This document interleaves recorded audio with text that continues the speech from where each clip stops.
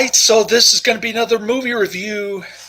This one's called The Last Tycoon. This is going to be another John Carradine flick. He's in it for about 5 minutes. He plays a tour guide at the movie store studio. This is going to be a ripoff on Contempt.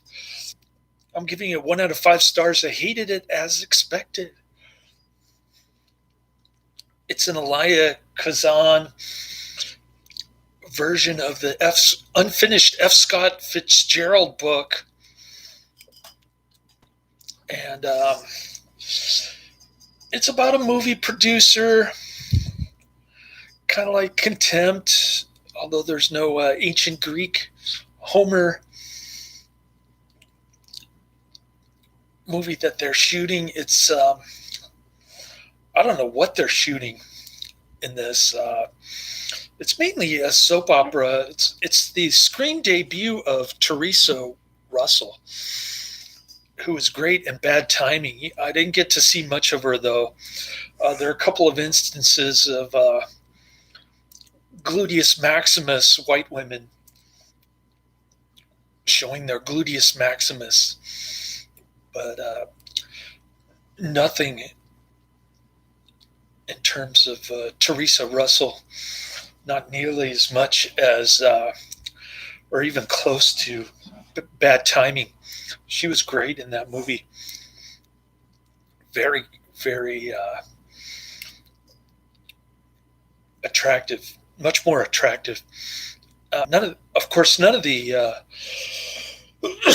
hairstyles are 1930, which is when this movie takes place. They're all 1970s hairdos.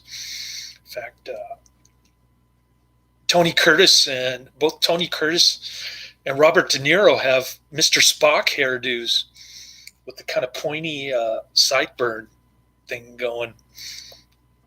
That was kind of weird. And then he's got Tony Curtis has got the little thin mustache, the fake Chinese mustache going there. And yeah, terrible movie. Very boring. Too long.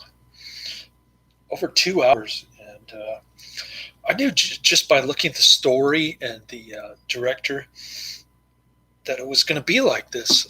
I could see it coming.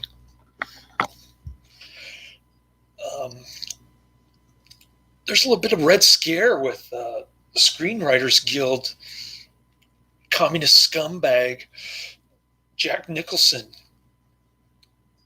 getting in a fist fight with the movie producer played by Robert De Niro. But unfortunately, Robert De Niro is a drunk womanizer. He's a pathetic character. I couldn't relate to him at all. I couldn't relate to anybody. Same thing with Robert Mitchum.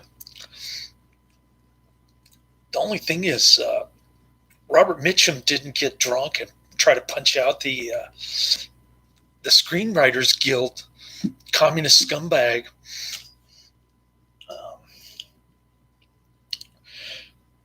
And he didn't get punished for trying to do so either. Elia Kazan was part of the Red Scare during the 50s, so I guess this is his answer to it. I don't know. I don't know what's going on in this movie. Maybe you could fill me in. But there is a one blacklisted actor from Seconds. There are a lot of Red Scare blacklisted actors in Seconds, but the guy with the hirsute eyebrows is in this one. He plays the doctor. So Robert De Niro is this hotshot, rags to riches kind of movie producer guy, and he's fighting with the writers. Donald Pleasence plays a drunk writer, and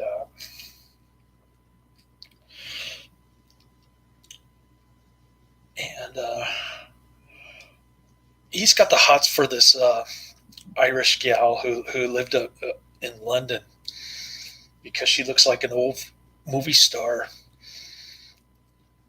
that he knew, and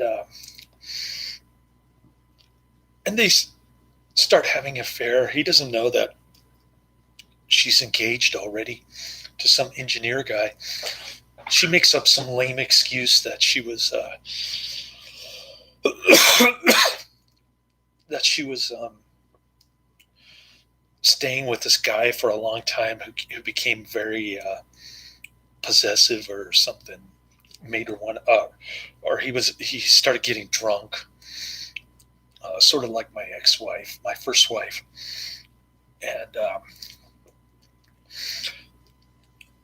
they go to this unfinished beach house, and they start getting intimate, and then she agrees to see him one more time, and then she tells him that she sends him a telegram that they're getting married. They had planned to go on a retreat for the weekend prior to her getting married, but then all of a sudden they got married quicker than she had indicated, and that's when he starts drinking heavy, the hard stuff, and that's when he gets into a fist fight with Jack Nicholson, with Theresa Russell there. That's when they tell him to go on leave for trying to punch the Screenwriter Guild guy. And I was not interested in the story. Couldn't relate to any of the actors. Robert Mitchum, like I said, is the same kind of womanizer, drunk guy, but he didn't get caught. So he was in charge of the studio for 2 weeks while Robert De Niro was away, and the movie just ends abruptly.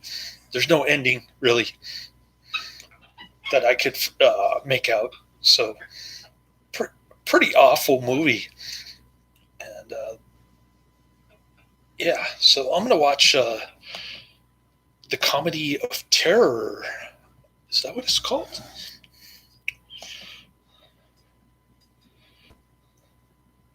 Oh, didn't I just see Robert Mitchum in a movie? Trying to think. The Comedy of Terrors, 1964. That one's pretty bad.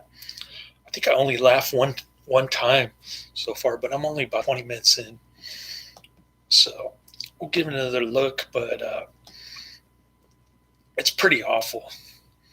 So torture myself with a couple of lame movies, and then hopefully I'll get lucky and I'll get a good one to review for you. Laters.